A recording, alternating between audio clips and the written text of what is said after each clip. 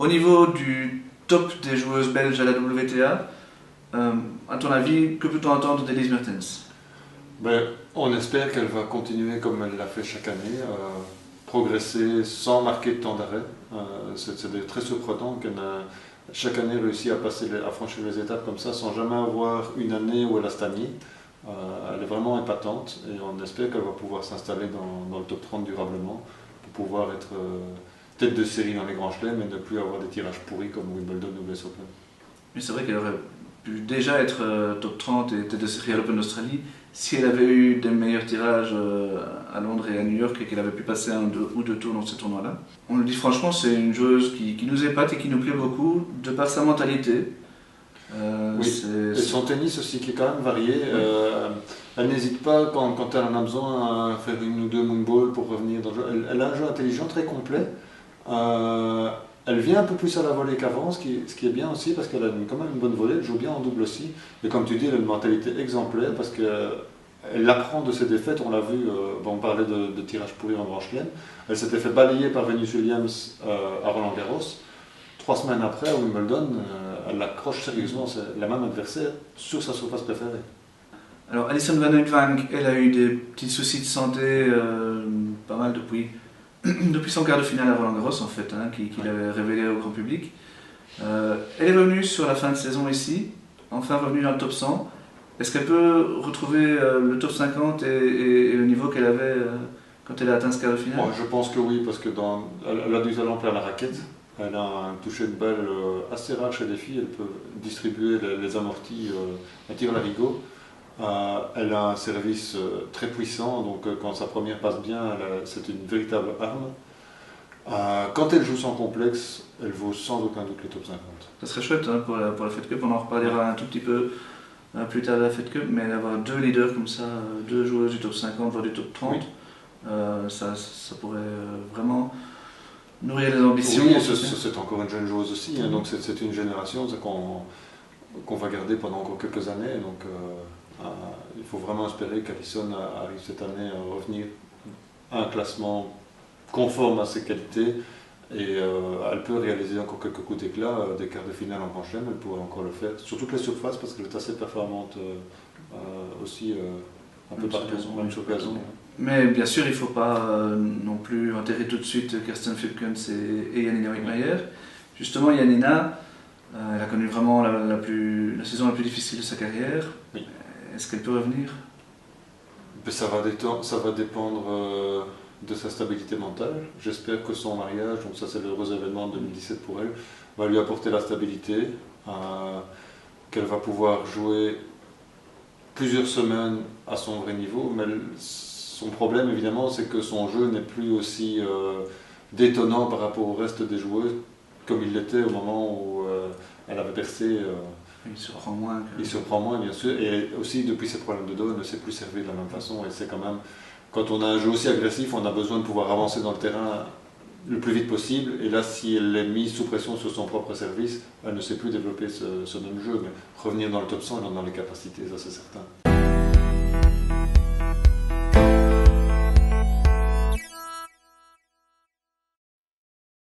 Un niveau au-dessous, pour tous les joueurs qui sont, on va dire, entre la 300e et la 600e place plus ou moins, donc les joueurs du subtop, ceux qui ne jouent pas toute l'année en ATP et Challenger, mais essentiellement les futurs.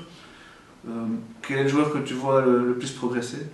Il y en a un qui m'a bien plu en 2017, c'est Christopher Ehman, qui a terminé d'ailleurs. Il jouait très peu en Challenger, mais il a fait un bon résultat, une finale en toute fin de saison, et j'ai eu l'occasion de la voir. J'ai bien apprécié son jeu, très agressif, il tourne beaucoup autour de son V pour aller chercher son coup droit de gaucher, il monte beaucoup à la volée, il a un bon service. J'ai bien aimé son style et je le vois bien s'il s'investit un peu plus dans les challengers, arriver à percer cette année et monter plus vers le top 200, ce serait un bon résultat pour lui.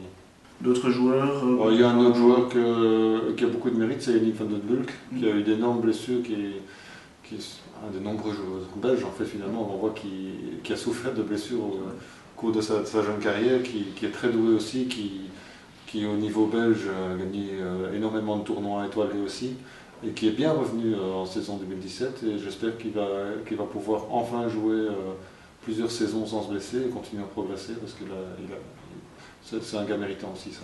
On espère aussi voir Clément Gaines revenir parce qu'il avait fait Oui, un super début de carrière.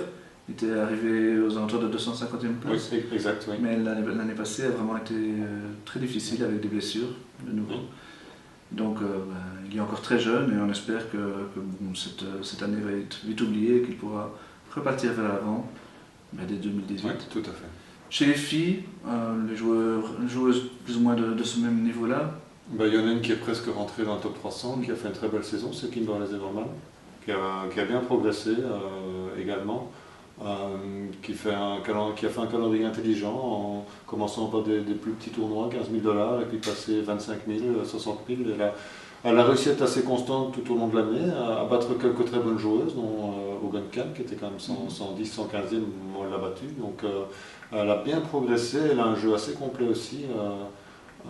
On espère la voir encore progresser cette année et se rapprocher du top 200 également et pouvoir petit à petit disputer les qualifs de petits tournois WTA ou de WTA 125, ce serait sympa. Et les qualifs des tournois du Grand Chelem, je pense que c'est vraiment son ambition à terme relativement court, en tout cas pour 2018, peut-être pour Roland Garros déjà, ce serait d'atteindre ce top 200 pour...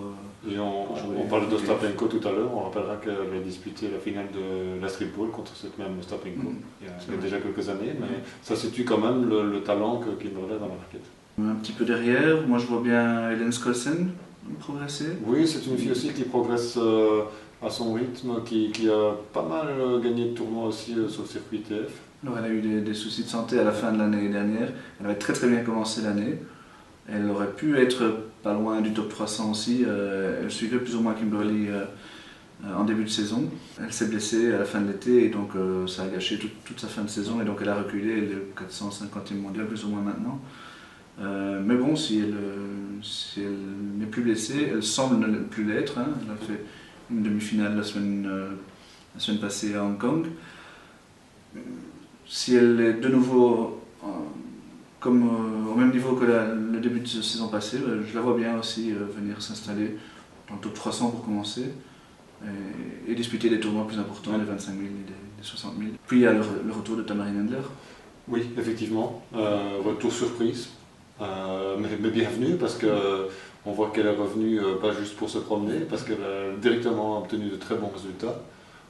Jusqu'où peut-elle aller? Il faudra voir avec son physique parce qu'elle a quand même quelques abandons aussi.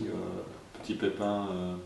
Le corps doit se réhabituer aux efforts comme ça, évidemment, donc ce n'est pas forcément très mauvais signe qu'elle ait dû abandonner plusieurs fois. On va voir maintenant, va-t-elle faire une saison complète? Elle pourrait revenir rapidement dans le top 200. Elle est déjà revenue dans le top 500 en à peine 7 tournois. Donc elle pourrait très rapidement revenir dans le top 200. Complète, mais elle en a les moyens, certainement. Bon. C'est assez étrange son parcours, mais on sera très heureux de la revoir. Pourquoi pas rapidement en Fed Cup. Oui, elle est encore jeune aussi, donc 25 ans. Oui, voilà, elle a encore un avenir devant elle.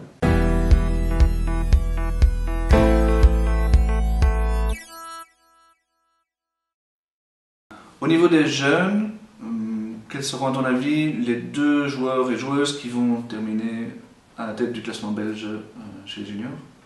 Chez les garçons, je vois surtout Thibaut Colson. C'est pas une grande surprise, puisque Zizou Bergs passant définitivement chez les pros, il sera déjà le mieux classé au début de l'année, mais il a déjà fait une bonne saison en 2017. Donc ici, on espère le voir dans les grands chelems Roland Garros, Wimbledon. Ce serait chouette qu'il fasse un bon début de saison pour être dans ce tableau final. Ce sera évidemment lui par rapport à sa blessure, qui est assez problématique et qui l'a gêné maintenant depuis 1 an et demi. Oui, il a énormément de talent, ça c'est incontestable.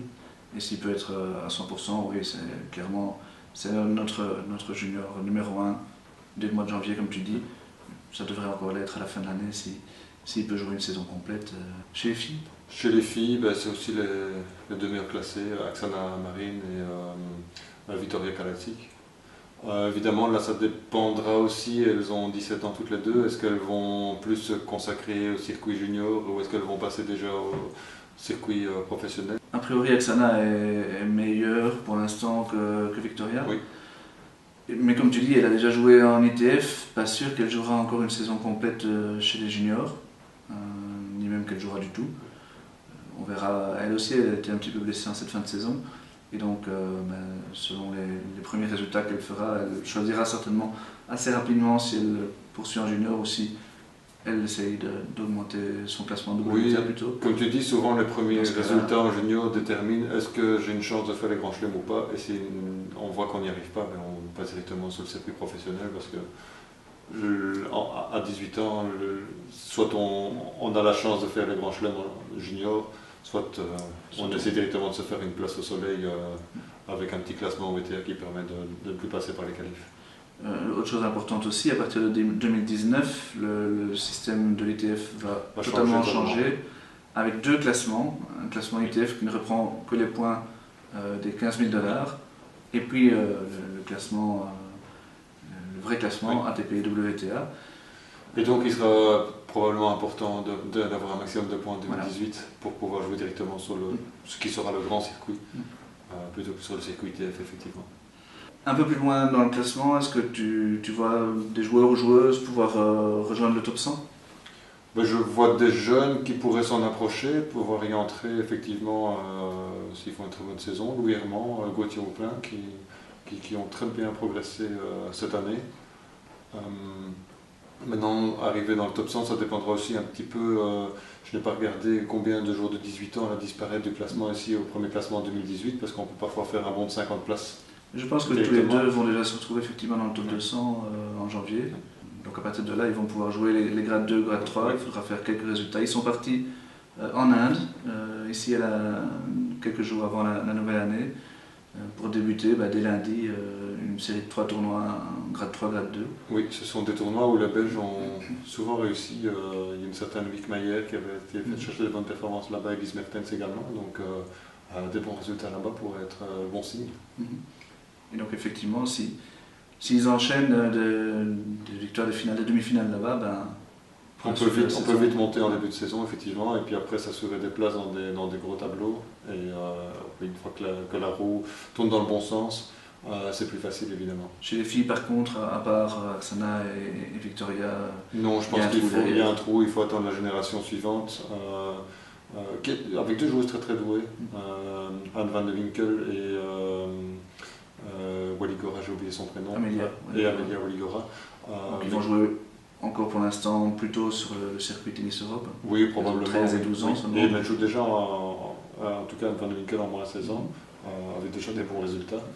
Ce sont deux joueuses qui ont beaucoup d'avenir, mais on sait qu'à cet âge-là, tout peut arriver. Et ce n'est pas parce qu'on est la meilleure à cet âge-là, ou parmi les meilleurs, qu'on sera forcément dans le top 10 plus tard. Chez les garçons en Tennis Europe Raphaël Collignon qui a fait son passage en ITF juste en fin de saison avec succès d'ailleurs. Il devrait encore jouer quelques Tennis Europe U16 certainement. Oui, probablement. Actuellement notre meilleur joueur U16, il a encore une saison à jouer, donc il va certainement mixer entre les deux. Il y a eu Pierre-Yves Bailly en fin de saison qui a gagné un U16 aussi, donc on pourrait le voir. Voilà, pas mal de promesses. Alexander Bloks qui a performé exceptionnellement en U12 et donc il va passer en U14, on espère qu'il va enchaîner. On espère effectivement, mais là, comme je le disais, c'est pas un gage de carrière professionnelle. On a eu d'extraordinaires moins 14 qui n'ont pas réussi à percer plus tard. Des gens parfois plus moyens chez les moins 14 qui ont percé plus tard. Mais bon, il y a du potentiel. Il y a du potentiel et ça c'est le plus important. Voilà.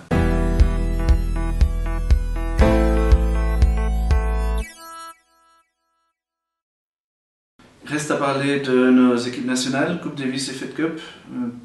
Qu'est-ce que tu vois après le super parcours en Coupe Davis qu'on n'avait pas du tout prévu l'année passée? Tu vois quoi pour Coupe Davis? Heureusement qu'on a un premier tour très abordable avec la Hongrie, puisqu'on sait maintenant qu'on devra se passer de Steve Darcy. Je crains de devoir se passer de David Goffin j'espère pour lui qu'il va faire un extraordinaire parcours à l'Australian Open, mais s'il va très très loin là, je ne suis pas sûr qu'il sera disponible pour la Coupe Davis. Et si on doit se passer des deux premiers joueurs, là, ça devient très difficile, évidemment. Après, le fait qu'on doive se passer de Steve, peut-être que ça fera quand même l'effort, même si il a enchaîné les matchs difficiles à Melbourne. Oui, parce que peut-être qu'un seul match pourrait suffire. S'il gagne, un Joris de l'Or, un Ruben Bummelmans, son deuxième joueur, pourrait gagner aussi. Et le double Bummelmans de l'Or contre la paire hongroise serait pour moi favori aussi. Donc ça pourrait suffire. Effectivement, peut-être que le forfait certain de Steve va convaincre David de jouer parce qu'on sait qu'il tient à la Coupe Davis aussi. Qui peut-être à faire comme il a fait il y a 3 ans contre la Suisse. Se réserver pour un éventuel 5e match le dimanche. Oui, effectivement. Il pourrait faire partie de l'équipe en disant à Johan, bon voilà, je laisse la chance à Ruben, à Joris de prouver ce qu'il va en simple aussi. Et s'il y a un souci, je suis là pour assurer derrière au cas où un 5e match. Donc j'espère qu'on va quand même franchir ce premier écueil. Si David joue, je pense qu'on le passera sans problème. S'il ne joue pas, ce sera plus difficile. Mais l'an passé, on n'était pas favori en Allemagne, on est allé gagner quand même. Le deuxième tour sera plus dur, probablement les États-Unis, parce que la Serbie, je vois mal Djokovic avec ses soucis aller jouer pour la Serbie. Les États-Unis, on sait qu'ils tiennent quand même beaucoup à la Coupe Davis, que les joueurs qui s'alignent là, ils sont pas là pour faire la figuration. Donc, oui, c'est du solide. Sock, Isner, Curry, c'est des gros serveurs. Et là aussi, il va falloir un retourneur comme David pour assurer la place. Steve n'y sera sans doute pas non plus, ce sera en avril, ce sera sans doute un peu tôt. En Fed Cup, un match difficile en France. Maintenant, on sait que l'équipe française n'est plus aussi soudée qu'elle n'était avant. Il y a pas mal de soucis de cohésion, ce que la Belgique n'a pas du tout, avec Dominique Monami qui a su, comme Yann Van Eyck, faire un véritable esprit d'équipe. Cette équipe a déplacé des montagnes les 2 dernières années. Je pense que toutes les joueuses susceptibles de participer sont candidates. Yanina, Alison, Elise, Kirsten, Anne-Sophie pour le double. Elles sont toutes prêtes à jouer, elles seront toutes là à 100%. On a une équipe solide, on va jouer sur dur, c'est une surface qui convient à la majorité de nos joueuses aussi. Donc là, je pense que la forme du moment décidera qui joue, mais je pense qu'Elise sera quand même le moteur de l'équipe. Avec mon avis, Alison, en simple en tout cas, je les vois bien être alignés. Et elle est capable de gagner ces 2 simples, même ces 3 matchs, elle joue double aussi. Oui, tout dépend aussi de l'équipe que la France va emmener, puisqu'on sait que Caroline Garcia avait fait l'impasse l'an dernier. On ne sait pas trop quelles seront ses intentions pour 2018. Et voilà, en tout cas, quand on voit le parcours qu'a fait une équipe comme la Biélorussie l'année passée, on peut avoir quelques ambitions dans cette. Oui, parce qu'on a une équipe solide, aussi bien en 5 qu'en double, on a des joueuses interchangeables, la forme du moment peut faire jouer l'une ou l'autre. Il n'y a aucune joueuse dont on ne peut pas se passer. Ce serait dommage de devoir se passer d'Elise Mertens, mais même si elle n'est pas là, on a derrière des joueuses capables de remporter leurs 2 matchs aussi. Donc oui, on a une belle équipe. Bien balancée. Et comme en Coupe Davis, il y a beaucoup de joueurs qui ne jouent pas. On sait que les Tchèques ces dernières années, elles ont dominé la compétition pendant 5 ou 6 années consécutives. Mais Pliskova n'a plus joué l'année passée. Les Russes ne jouent plus, les meilleurs Russes. Les Américaines, les Williams ne jouent pas. Sauf que je pense que ça ne va pas encore rentrer en compte vraiment pour les prochains Jeux Olympiques. Donc il n'y a aucune chance qu'elles jouent. Voilà, il y a vraiment moyen de jouer et de gagner. Peut-être d'aller gagner cette compétition pour une 2e fois. Ce serait un beau cadeau pour la fin de saison en tout cas. Une saison qu'on espère riche et pleine, et plein de bons résultats et d'exploits pour nos joueurs de toute façon. Et on sera là pour commenter tout ça, quoi qu'il arrive. Tout à fait. Soit dans les carnets de notes, soit à l'Open d'Australie où on fera nos pronostics également d'ici 2 semaines. Salut! Au revoir!